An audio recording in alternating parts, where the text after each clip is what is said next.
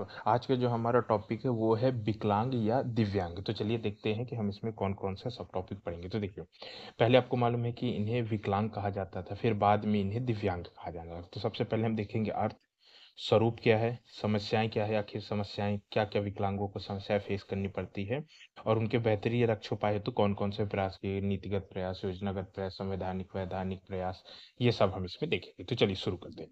पहला है अर्थ। तो देखिए, विकलांग की परिभाषा या दिव्यांग की परिभाषा को लेकर के बहुत ज़्यादा कन्फ्यूज़न है, ठीक है?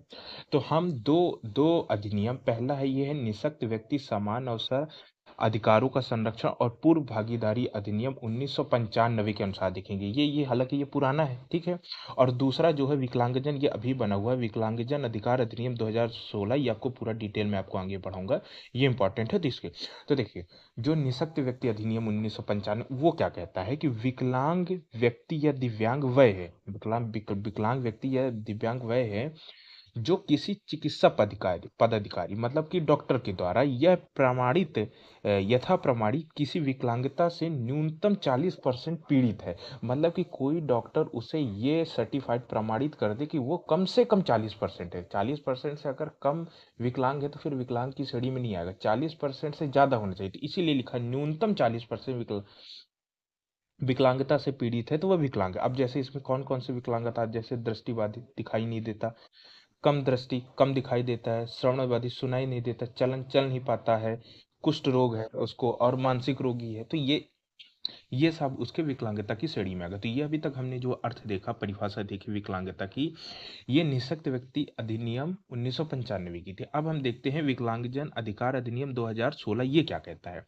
देखिए, ये विकलांगता को परिभाषित जो किया गया था 1995 के तहत, ये उसी का विस्तार करता है, ठीक है? मतलब इसके अंदर भी वही है कि 40% न्यूनतम विकलांगता होनी चाहिए, लेकिन इसमें जो 7 श्रेणी बताई गई है विकलांगता की, ये 7 श्रेणी के तहत ये कुल 21 प्रकार की विकलांगता का वर्णन करता है। मतलब श्रेणी तो इसने 7 रखा, लेकिन हर श्रेणी में कई विस्तार कर दिया है। तो टोटल अगर आपसे पूछेगा कि कितने प्रकार की विकलांगता पाई जाती है, तो 21 प्रकार की टोटल विकलांगता पाई जाती है। ये किसके अनुसार है? ये विकलांगजन अधिनियम 2016 के अंतर्गत है। अब चलिए स्वरूप देख लेते हैं।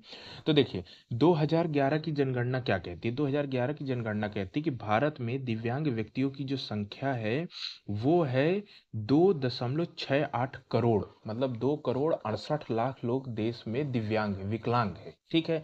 जो कि कुल जनसंख्या का 2.2% है। मतलब दो देश की 2.2% जनसंख्या है जो विकलांग है, ठीक है? अब इतने में से को अब विकलांग है तो दो ही होगा, या महिला या पुरुष। तो इस कुल दिव्यांगों में से 1.5 मतलब 2.2 है विकलांग, इसमें से आपके 1.5 करोड़ मतलब पुरुषों 1.5 करोड़ जो है वो पुरुष विकलांग है और 1.8 करोड़ जो है ये महिला विकलांग है। ये प्रतिशत में है दोस्तों, ठीक है ना? मतलब कि 2.28 करोड़ लोगों में से 1.5 करोड़ पुरुष विकलांग है और 1.8 करोड़ महिलाएं विकलांग है। जो कि अगर 1.5 करोड़, तो मतलब अगर इसके प्रतिशत में देखें कि 2.21% में तो महिला पुरुष जो है वो अधिक विकलांग है, 56% पुरुष विकलांग है और जो महिलाएं हैं वो 44% विकलांग है। मतलब पुरुषों में विकलांगता अधिक है, महिलाओं में विकलांगता कम है। तो चलिए अगला देखते हैं, स्वरूप के मतलब समस्या। तो देखिए, विकलांगों की अगर समस्याओं की हम बात करें तो देखिए, सबसे पहले तो शारीरिक और मानसिक रूप से कमजोर और पराश्रित। मतलब अब विकलांग है तो अब कम दिखाई देता तो शारीरिक रूप से, अगर मानसिक रोगी तो मानसिक रूप से, तो ये शारीरिक और मानसिक रूप से कमजोर होते हैं और साथ में पराश्रित मतलब दूसरों पर आश्रित होते हैं। मतलब इनको देखभाल करने के लिए व्यक्ति चाहिए होता है, ठीक है? दूसरा, आर्थिक रूप से असक्षम एवं पर निर्भर। स्वाभाविक सी बात है, अब विकलांग ही है तो आर्थिक रूप से सशक्त हो ही नहीं पाते हैं, ना अच्छे से पढ़ लिख पाते हैं और दूसरों पर निर्भर रहते हैं। निम्न परिस्थिति मतलब स्टेटस, तो इनकी जो समाज में स्टेटस है ना, वो उनको लोग थोड़ा निम्न भावना से देखते हैं, अरे ये विकलांग है क्या करेगा। तो ये वाली स्थिति जो होती है, सामाजिक उपेक्षा, समाज इनसे कोई अपेक्षा नहीं, उनको बहिष्कार की दृष्टि से और अपमानजनक वाली स्थिति इनके साथ होती है। अब हीन भावना से ग्रसित, अब ये क्या है ना, जो विकलांग है ना, जब इस तरह उनके साथ व्यवहार किया जाता है तो उनके अंदर हीन भावना आ जाती है। मतलब ईर्ष्या, कष्ट जैसी भावना आ जाती है, जिसके कारण वो मानसिक तनाव और कुंठा से पीड़ित हो जाते हैं, ठीक है? आप शैक्षिक रूप और राजनीतिक रूप से भी असक्षम है। शैक्षिक मालूम है, अब आपको विकलांग है ना, स्कूल जा पा सकते, और ना ही अपने से कोई काम कर सकते हैं। राजनीतिक रूप में भी जानते हैं, घर घर आके वोट मांगना पड़ता है। तो विकलांगता तो आपको मालूम है, कोई ऐसा राजनीति में विकलांग व्यक्ति आपको नहीं दिखता ही है। तो ये शारीरिक और राजनीतिक रूप से अक्षम और पिछड़े हो गए। तो ये जो आपकी टोटल 5 प्रकार हैं जो कि विकलांग, 5 हैं जो कि पॉइंट, ये विकलांगों की मुख्य समस्याएं रही हैं। तो अब चलिए आगे देखते हैं कि जो आपका सबसे इंपॉर्टेंट क्वेश्चन है वो है दिव्यांगजनों के बेहतरी व रक्षोपाय हेतु किए गए प्रयास। और प्रयास आपके सिलेबस पे, तो आप कौन कौन से इसका याद रखिएगा दोस्तों। ये विकलांगता का जो प्रयास है बहुत इंपॉर्टेंट आपके एग्जाम के लिए। तो विकलांगजनों दिव्यांगजनों के लिए कौन कौन से प्रयास किए गए, तो देखिए टोटल ना 6 आधारों पे प्रयास किए। एक अंतर्राष्ट्रीय प्रयास, संस्थागत प्रयास, कौन कौन से संस्था का निर्माण किया, फिर संविधान में क्या उल्लेख है, फिर कौन कौन से कानून बनाए गए वैधानिक प्रयास के अंदर, फिर नीतियां कौन सी बनाई गई और कौन कौन से योजना इनके लिए क्रियान्वित किए गए। तो इस आधार पर हम इनके प्रयास देखेंगे। तो चलिए शुरू करते हैं। सबसे पहले अंतर्राष्ट्रीय प्रयास। तो देखिए अंतर्राष्ट्रीय प्रयास की अगर हम देखें, जैसे शुरू में तो विकलांगता का कोई ऐसा समझता ही नहीं था कि भाई इनको भी सहायता की जरूरत है, इनको भी जागरूकता और इनके उत्थान के लिए जरूरत है। लेकिन सबसे पहली बार जब इनके लिए सोचा गया वो था 3 दिसंबर 1981 को यूएन के द्वारा एक अंतर्राष्ट्रीय विकलांग दिवस घोषित किया गया था। कब? 3 दिसंबर 1981 को पहली बार अंतर्राष्ट्रीय स्तर पर कोई प्रयास किया गया और उस प्रयास के तहत अंतर्राष्ट्रीय विकलांग दिवस घोषित किया गया। कब? 1981।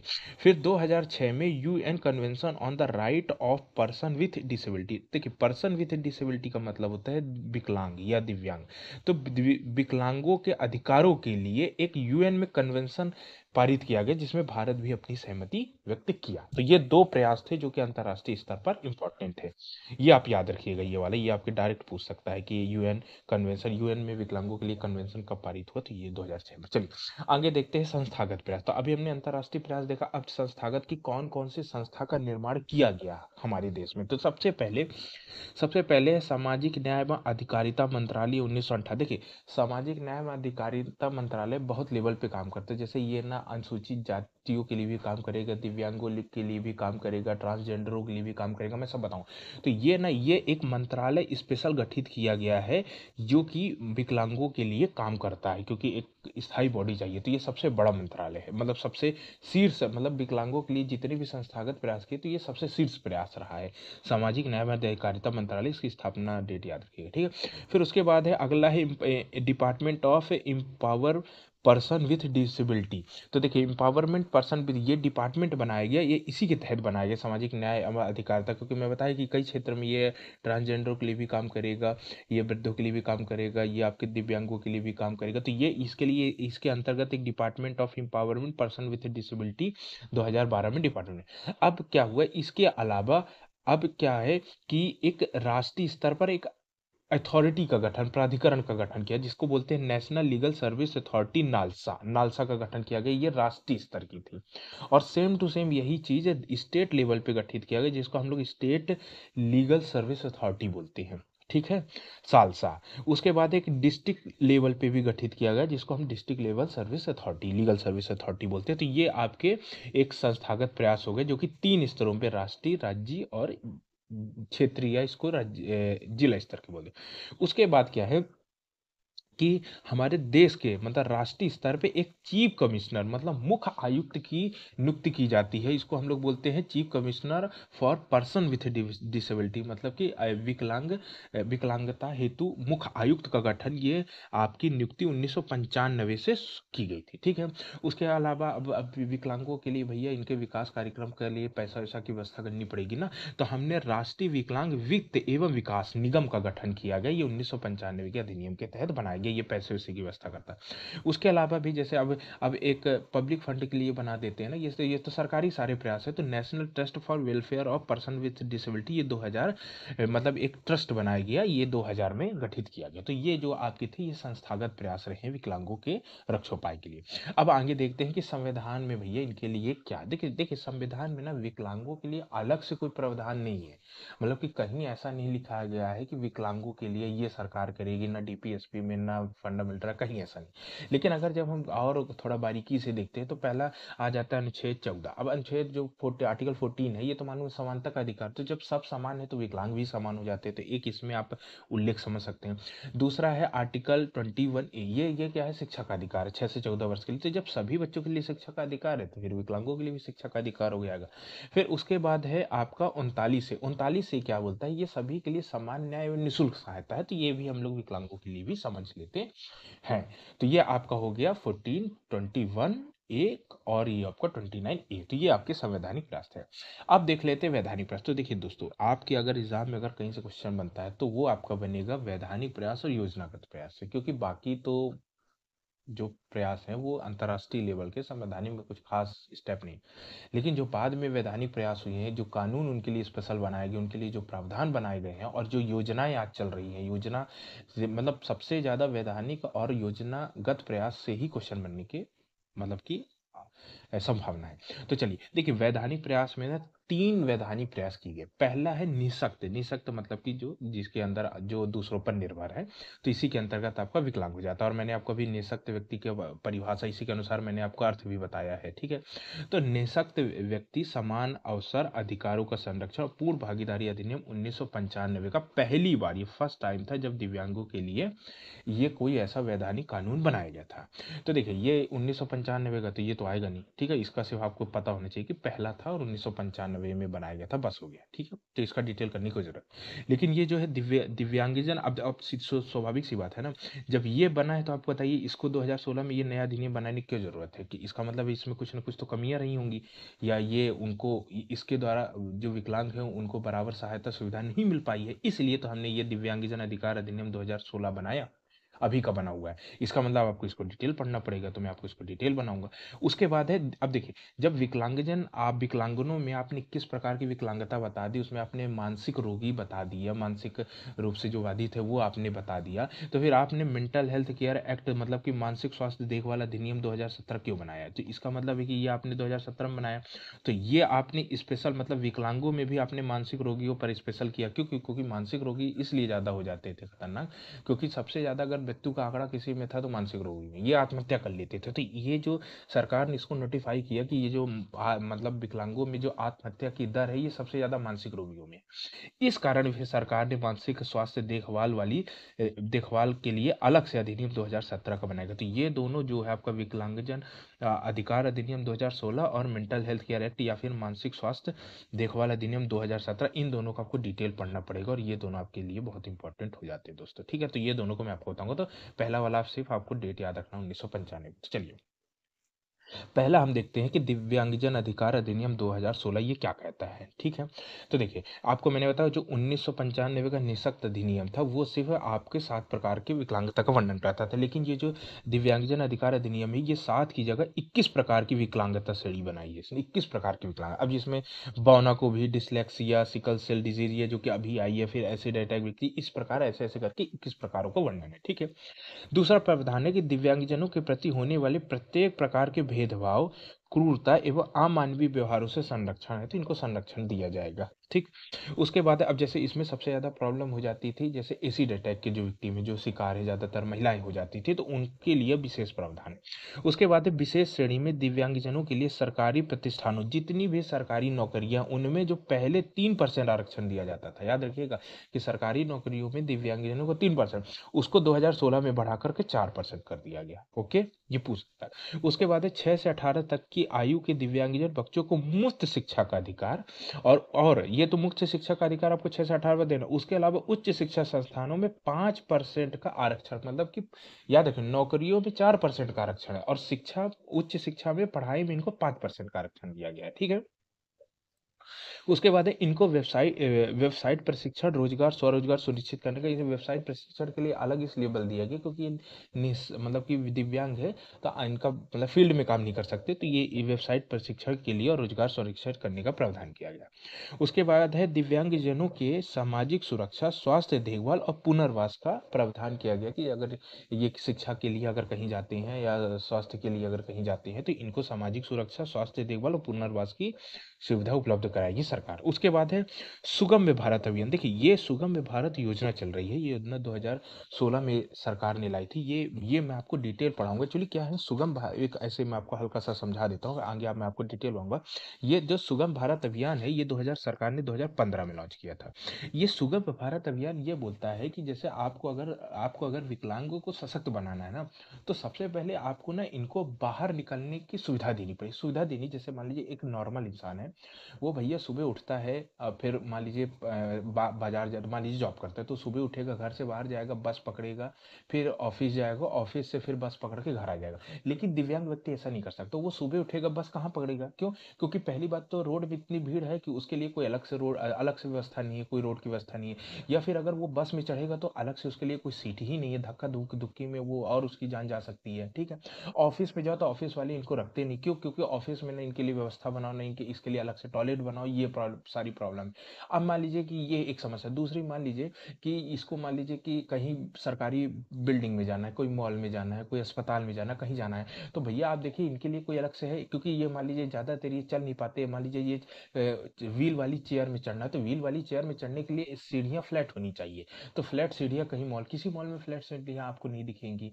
उसके अलावा अगर इनको ना मॉल में पहली से और मंजिल जाना है, तो ये जो सरकारी भवन उसमें लिफ्ट की सुविधा होनी चाहिए। तो ये आपको ज़्यादातर में अस्पतालों में, जितनी सरकारी अस्पताल हैं में लगभग ना के बराबर लिफ्ट की सुविधा मिलती है। तो मतलब आप एक तरह से समझिए कि दिव्यांगजनों को आपको अलग सुविधा देनी है, तो आपको ना देश को एक अलग तरह से इनके हिसाब से नक्शे में उकेरना पड़ेगा। हर जगह इनके लिए एक विशेष सुविधा बनानी पड़ेगी, क्योंकि जब तक ये आत्मनिर्भर नहीं बनेंगे तब तक इनका उत्थान नहीं किया जा सकता। किसी भी तरह से इनका उत्थान नहीं किया जा सकता। तो जितनी भी प्रकार के आपने 21 प्रकार की दिव्यांगता बताया है आपने, उनके हर के हिसाब से पूरे देश को, पूरे हर देश के भवन को, जितनी भी परिवहन व्यवस्था है उस सब को उनके लिए सुगम, सुगम मतलब होता है आसान, मतलब दिव्यांगों के लिए आसान। दिखा ना, सुगम भारत अभियान मतलब कि आसान भारत बनाना है। किसके लिए? दिव्यांगों के लिए। तो ये अभियान तो मैं मोटे तौर पे अभी आपको इसको समझा दें, फिर मैं आपको आगे डिटेल करूंगा कि इसके अंतर्गत कौन कौन से प्रावधान है। तो ये था आपका सुगम भारत अभियान के तहत लोक भवन, जितनी भी मैंने आपको लोक भवन सरकारी भवन है, उसमें निर्धारित समय पर दिव्यांगों को अनुकूल बनाया जाए। भाई वो चढ़ नहीं सकते, वो सीढ़ी नहीं चढ़ सकता, लंगड़ा है कैसे सीढ़ी चढ़ेगा, अंधा है कैसे सीढ़ी चढ़ेगा, समझ सकते हैं ना? तो उस हिसाब से इनके लिए व्यवस्था की जाए। उसके बाद है राष्ट्रीय एवं राज्य स्तरीय कोष का निर्माण, अब पैसे की व्यवस्था जिससे उनको वित्तीय सहायता उपलब्ध। तो ये जो दोस्तों आपका दिव्यांगजन अधिकार अधिनियम है, ये इंपॉर्टेंट है, ये याद रखिएगा। ठीक है, चलिए नेक्स्ट चलते हैं। उसके बाद है अगला प्रावधान है दिव्यांगों के प्रति किए जाने वाले अपराध और नए कानूनों के उल्लंघन और भेदभाव के लिए दंड है। कि अब आप मालूम है कि कहीं जाते हैं कि पैसे छीन लेते हैं, मारपीट, तो ये वाली। फिर है दिव्यांगजन मुख्य आयुक्त, तो मैंने आपको बताया कि इसकी नियुक्ति की जा रही है, और ये केंद्र में भी नियुक्त की जाएगी और राज्य में भी नियुक्त की जाएगी। और जो इसका काम है ये है इनके दिव्यांगों के लिए जो शिकायत होता है उनका निवारण करे और नियामक की तरह काम करेगा, जो कि इनके और जो जैसे जो आपका दिव्यांगजन अधिकार अधिनियम 2016 है, तो उसके क्रियान्वयन की जिम्मेदारी भी आपके दिव्यांगजन मुख्य आयुक्त को दी गई है। उसके बाद है प्रत्येक जिले में एक विशेष न्यायालय का गठन किया जा सके, जो किस लिए कि ये दिव्यांगजनों के अधिकारों का अतिक्रमण ना हो, उनके उल्लंघन या उसके उसके लिए कोई भी मामला आता है तो उसका जल्दी निपटारा हो, इसके लिए विशेष न्यायालय के हमें गठन करना है। तो ये था आपका दोस्तों दिव्यांगजन अधिकार अधिनियम 2016। चलिए अब नेक्स्ट चलते हैं। अगला है आपका मेंटल हेल्थ केयर एक्ट। तो ये आपका मैंने बताया मानसिक स्वास्थ्य देखभाल अधिनियम 2017, ठीक है ना। अब इसके लिए दिव्यांगजन 2016 से एक अलग अधिनियम है। अब इसका उद्देश्य देखिए, मानसिक तौर पर बीमार लोगों के इलाज, सुरक्षा और सेवा को सुनिश्चित करना, ठीक है ना। मतलब मानसिक रूप से जो जो बीमार हैं, ठीक है, उनके लिए इलाज सुविधा, क्योंकि अक्सर मानसिक रोगियों का आपको किसी भी जिले में, बड़े शहर छोड़िए, छोटे जिले में तो इनका उपचार ही नहीं होता, क्योंकि ये ब्रेन संबंधित मामले होते हैं, ये बहुत खर्चीले होते हैं और बहुत मतलब कि हाई एजुकेटेड डॉक्टर हो और बड़ी मशीनरी हो तभी इनका इलाज हो पाता है।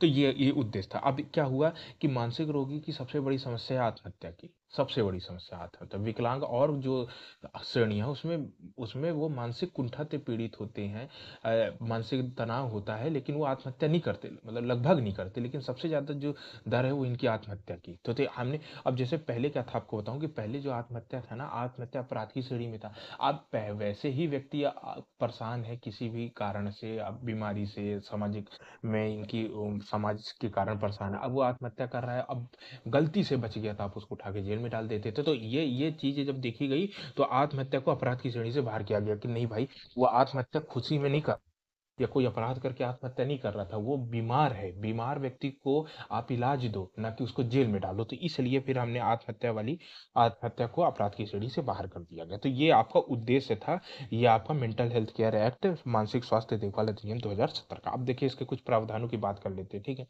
तो देखिए सभी सरकारी अस्पतालों में मानसिक तौर से बीमार लोगों को इलाज का अधिकार और बेघर हुए गरीब मरीजों को मुफ्त इलाज दिया जाएगा, ठीक है ना।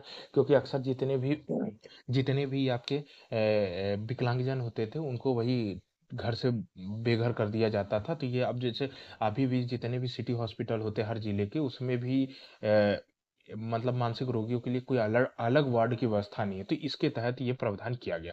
उसके बाद है मानसिक रूप से बीमार व्यक्तियों की देखभाल और प्रतिनिधि की नियुक्ति, क्योंकि अब ये विकलांग है, अब विकलांग व्यक्ति को आपको सुरक्षा देना, उनकी मतलब उनको स्वास्थ्य सुविधा देना, तो एक व्यक्ति देखरेख के लिए चाहिए। अब घर में मान लीजिए कमाने वाला एक विकलांग है, तो वो कमाएगा कि विकलांग की देख करे। तो इसलिए बीमार व्यक्ति, जितने भी मानसिक रोग से बीमार व्यक्ति हैं, उनके लिए एक अलग से प्रतिनिधि का मतलब होता है उनकी देखरेख के लिए नर्स टाइप का उपलब्ध कराना, ताकि वो अपनी सुरक्षा कर सके। उसके बाद है आत्महत्या के प्रयास करने वाले मामलों को एक मानसिक रोगी मानते हुए, ओके मैं आपको बताया हूँ, ऐसे मामले को अपराध की श्रेणी से बाहर करना और पीड़ित व्यक्ति को सजा ना देने का प्रावधान, कि उसको सजा नहीं दी जाएगी। उसके बाद है राष्ट्रीय स्तर पर नेशनल हेल्थ केयर अथॉरिटी। ये हमने जो आपका ये मानसिक स्वास्थ्य देखभाल अधिनियम है, ये राष्ट्रीय स्तर पर नेशनल हेल्थ केयर अथॉरिटी का गठन करता है, और राज्य स्तर पर भी ये state mental health care authority के गठन का प्रावधान करता है। उसके बाद है मेंटल हेल्थ रिव्यू बोर्ड, ये रिव्यू करेगा अधिनियम को कि काम सही अधिनियम क्रियान्वित हो रहा है नहीं, अपने उद्देश्यों में सफल हो रहा है नहीं। तो इसके लिए मेंटल हेल्थ रिव्यू बोर्ड की स्थापना का प्रावधान किया गया है, जिससे मानसिक तौर पर बीमार व्यक्तियों के अधिकारों की रक्षा की जा सके और समय रहते उन्हें उचित निर्देश दिए जा सके। अगला प्रावधान है कि इन अधिकारों के संबंध में लोगों को जागरूक करने के लिए मेंटल हेल्थ केयर प्रोग्राम भी चलाए जाएंगे, ठीक है। तो ये था आपका जितने भी मेंटल हेल्थ केयर एक्ट, मतलब मानसिक स्वास्थ्य देखभाल अधिनियम 2017 के प्रावधान। चलिए ये दोनों थे, ये आपके वैधानिक प्रयास थे। मैंने तीन टोटल वैधानिक प्रयास थे, जिसमें से ये टोटल 3 आपके वैधानिक प्रयास है, जिसमें आपको ये पढ़ने की जरूरत नहीं, पुराना है, ये दोनों को मैंने आपको बता दिया। चलिए अब देखते हैं अगला योजनागत प्रयास, ठीक है। उसके पहले नीतिगत प्रयास देख लेते हैं। तो नीतिगत प्रयास में आपको सिर्फ इतना पता होना चाहिए कि दिव्यांग जनों के लिए राष्ट्रीय नीति 2006 में बनाई गई थी, बस हो गया। इसके अलावा आपसे कुछ नहीं पूछेगा, वो बस इतना पूछेगा दिव्यांग जनों के लिए राष्ट्रीय नीति कब की है, तो 2006 की। हालांकि मैं थोड़ा आपको समझा देता हूँ कि भारत सरकार द्वारा national policy for the person with disability act 2006 को स्वीकार किया गया, और इस बात पर बल दिया गया कि दिव्यांग व्यक्ति देश के लिए मूल्यवान मानव संसाधन है। मतलब इनको आप ऐसे बेकार ना समझे, ये भी मूल्यवान मानव संसाधन है। कब? जब आप इनको स्वास्थ्य और शिक्षा संबंधी सुविधा उपलब्ध करें। ऐसे व्यक्ति को समान अवसर और उनके अधिकारों की सुरक्षा और समाज में पूर्ण भागीदारी होना चाहिए। चलिए आगे चलते हैं। अब देखिए योजनागत प्रयास की अगर हम बात करें, तो देखिए एक वैधानिक प्रयास, दूसरा योजना, ये इंपॉर्टेंट है। तो देखिए योजनागत प्रयास में पहला है सुगम भारत अभियान, ये सबसे ज़्यादा इंपॉर्टेंट है, इसको तो आईएमपी कर दीजिए अगर वो पूछेगा, तो सुगम भारत अभियान। उसके बाद एक अलग से योजना चलाई जा रही है, जिसका नाम है scheme for implementation of right of person with disability act 2016, इसको सिपड़ा बोलते हैं, SIPDA, scheme for implementation of right of person with disability act 2016, SIPDA बोलते हैं, ठीक है ना। तो ये सिपड़ा आपको तो इस सिपड़ा में तो आपको इतना याद होने से, सिपड़ा स्कीम कब लॉन्च की गई थी? 2016 को। उसके बाद स्वावलंबन योजना, ये मतलब उनको आत्मनिर्भर करने के लिए 2016 में लॉन्च की गई। और उसके बाद है दीनदयाल दिव्यांग पुनर्वास योजना 2018, ये डीडीआरएस, दीनदयाल और रिहेबिलिटेशन स्कीम, ये आपका 2018 को लॉन्च किया गया था। सॉरी, ये पहले क्या है ना, ये आपका डीआरआरएस, ये जो योजना, ये 2003 को लॉन्च की गई थी, लेकिन इसको फिर नवीन संशोधन के बाद इसको रीलॉन्च किया गया 2018 को, ठीक है। तो इसमें अगर आपकी बात करें, तो एक शुभम भारत अभियान और ये दीनदयाल पुनर्वास योजना, ये दोनों आपको इंपॉर्टेंट है, तो इस दोनों को आपको डिटेल करना पड़ेगा।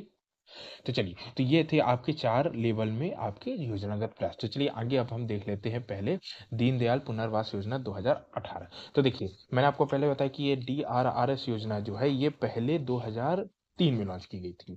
फिर इसके बाद इसमें कुछ नवीन संशोधन परिवर्तन की आवश्यकता लगी तो इसको फिर रीलॉन्च किया गया 2018 को। तो कब से लागू है फिर ये? 1 अप्रैल 2018 से लागू है। अगर इसके उद्देश्य की बात करें तो वही समान अवसर, समानता, सामाजिक न्याय पर आधारित विकलांगों के सशक्तिकरण को सुनिश्चित करने के लिए सुगम्य में वातावरण सृजित करना। अब विकलांगों के लिए एक मुख्य आयुक्त को विकलांग व्यक्ति अधिनियम 2016 के प्रभावी क्रियान्वयन को सुनिश्चित, वही बताया ना, मुख्य आयुक्त की नियुक्ति की जाती है जो आपका विकलांगजन अधिकार अधिनियम 2016 के क्रियान्वयन की जिम्मेदारी दी गई थी। और यह इसके इसके पास ना स्वतः कार्यवाही की भी सुमोटो एक्शन भी ले सकता है। चलिए, तो ये उसके बाद जो इसके कुछ प्रावधान देख लेते हैं। इस योजना के तहत दिव्यांगजनों के लिए शिक्षा और पुनर्वास, क्योंकि शिक्षा है, अब उससे शिक्षा उस शिक्षा के लिए कहीं दूर जाना पड़ेगा तो पुनर्वास के हेतु, और उसके अलावा पुनर्वास हेतु काम करने के लिए याद है एनजीओ एनजीओ की सहायता अनुदान उपलब्ध कराएं। अब देखिए क्या है ना, दिव्यांगजन, आपको मैंने बताया शुरू में ही, आपको बताया कि 2.2% देश की जो जनसंख्या है लगभग 3.5 करोड़ वो दिव्यांग है। और इनका जो डिस्ट्रीब्यूशन है ना वो बड़ा ही असमान है, कि पता चला एक एक गांव में एक दो विकलांग है, या किसी गांव में है ही नहीं, एक जिले में 10-12 है। तो अब एक जिले में 10-12 के लिए आप थोड़ी ना, मतलब उसके लिए आप स्पेशल स्कूल बना सकती हैं, नहीं बना सकते। उनको जो वहाँ के सामान्य स्कूल है वहीं पे आपको सुविधा उपलब्ध करानी पड़ेगी, राइट।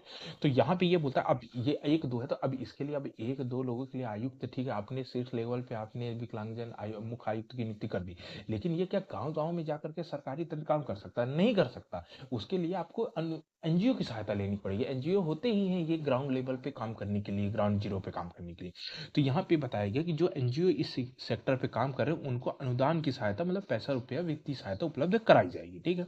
अब जो सहायता अनुदान की दी जाएगी किस पर आधारित होगी? ये अनुदान की मात्रा, परियोजना प्रस्ताव के क्षेत्र, गुणों, किसी विशेषताएं, किस प्रकार की ये मतलब कि सुविधाएं उपलब्ध करा रहे हैं, इस पर ये आधारित होगी।